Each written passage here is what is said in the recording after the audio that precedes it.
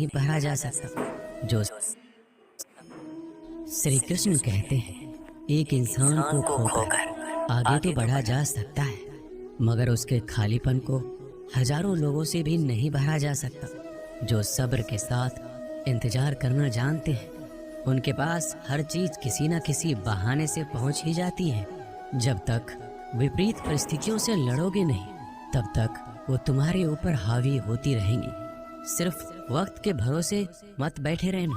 किस्मत वालों के हाथ खाली रह सकते हैं, लेकिन मेहनत करने वालों के कभी नहीं। दुख तब होता है जब आपको एहसास हो जाए कि जिसे आप सबसे ज़्यादा महत्व दे रहे हैं, उनकी नज़रों में आपका कोई महत्व नहीं है।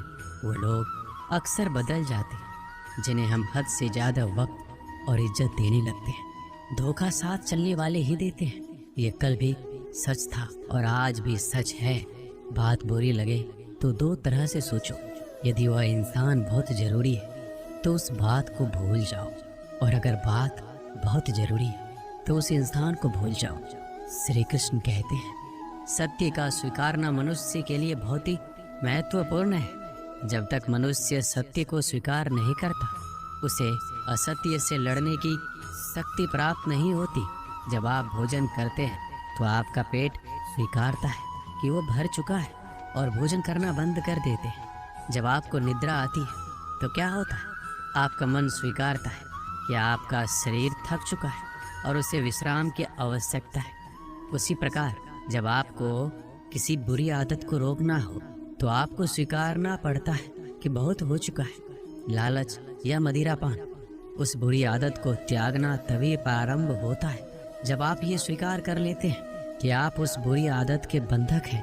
श्री कृष्ण कहते हैं, जिंदगी में समस्या तो हर दिन नई खड़ी है, और इसमें वही लोग जीतेंगे जिनकी सोच बड़ी। देर लगती है मगर समझ आ जाता है कौन कैसा है, ये नजर आ जाता है। दिखावा करते हैं कुछ लोग अपनेपन का, लेकिन वक्त आने पर उनका असली चेहरा नजर आ जाता है।